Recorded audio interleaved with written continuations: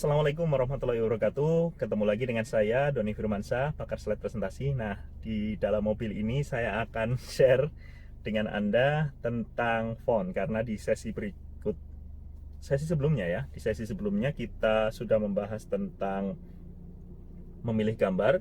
Maka di sesi ini saya akan membahas tentang bagaimana cara kita memilih font, memilih huruf apa saja yang tepat untuk infografis Anda setelah bumper berikut ini.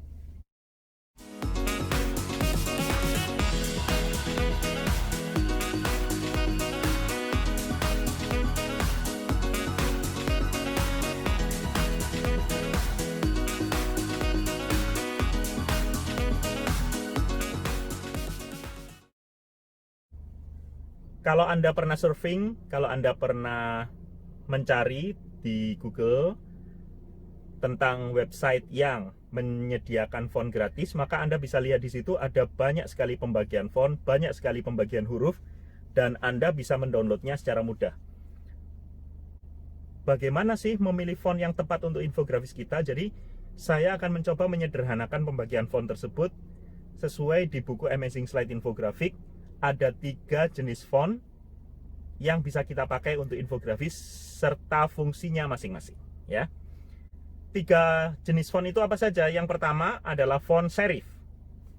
Apa itu font serif? Font serif adalah huruf yang memiliki ciri khas, dia punya lekukan di ujung-ujungnya.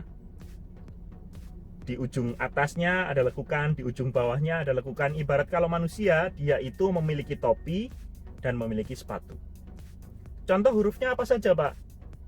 Times New Roman, mungkin Anda tahu ya. Georgia, mungkin Anda juga sudah kenal hurufnya. Terus ada Garamond. Nah, itu adalah contoh huruf-huruf yang serif. Huruf serif dia punya plus dan minus. Plusnya, dia itu karena dia punya lekukan, dia terkesan lebih elegan, lebih profesional, lebih keren, lebih dewasa. Hanya saja minusnya, karena dia punya lekukan di ujung-ujung hurufnya, maka itu membuat jarak antara satu huruf dengan huruf lainnya itu kelihatan lebih rapat. Akibatnya, dia ketika dimasukkan ke dalam paragraf, ketika dimasukkan di sana, dia akan terkesan lebih berat untuk dibaca. Artinya, kalau Anda mau menggunakan huruf serif untuk infografis Anda, jangan dimasukkan di dalam paragraf. Kenapa? Karena dia nanti kesannya akan berat untuk dibaca. Jadi Times New Roman jangan dimasukkan ke paragraf infografis Anda, masukkan huruf lain yang lebih sederhana. Untuk apa huruf serif, Pak? Huruf serif pakailah untuk judul atau subjudul aja. Kenapa? Ya tadi, karena dia lebih elegan, lebih profesional, lebih kelihatan keren ya, kalau misalnya dimasukkan di judul dan subjudul. Yang kedua, ada huruf yang disebut dengan sans atau sans serif lah orang menyebutnya. Sans dalam bahasa Latin itu artinya cacat. Artinya, kalau dia itu disebut dengan sans serif, maka dia adalah huruf serif yang dipotong lekukannya. Huruf serif yang dipotong lekukannya tadi membuat huruf ini menjadi tumpul atau ujungnya itu jadi kelihatan lurus-lurus saja.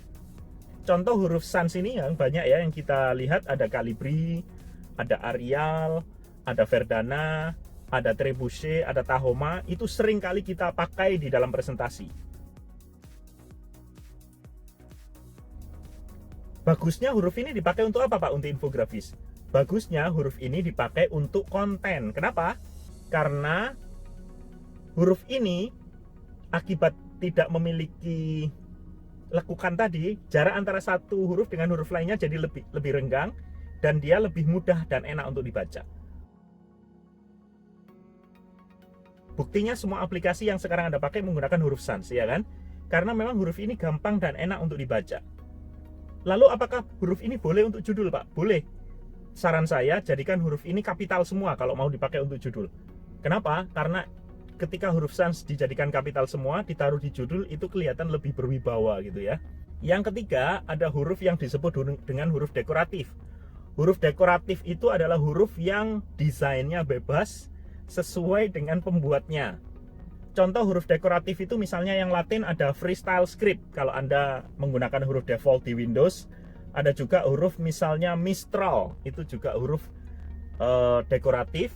Ada juga mungkin huruf lain ya yang dekoratif ya, script MT bold, itu juga huruf dekoratif.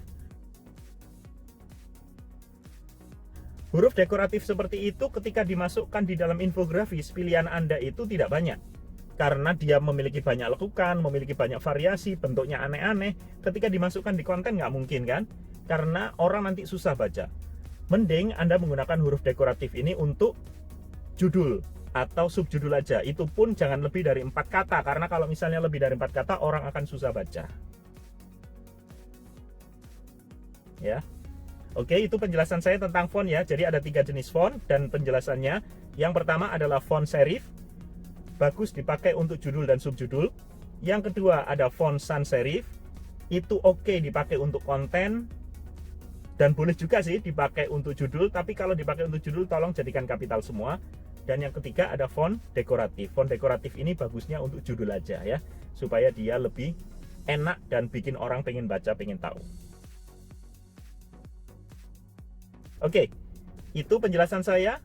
Terima kasih. Sampai ketemu di seri Amazing Slide berikutnya. Mudah-mudahan di suasana lain yang lebih menyenangkan. Assalamualaikum warahmatullahi wabarakatuh.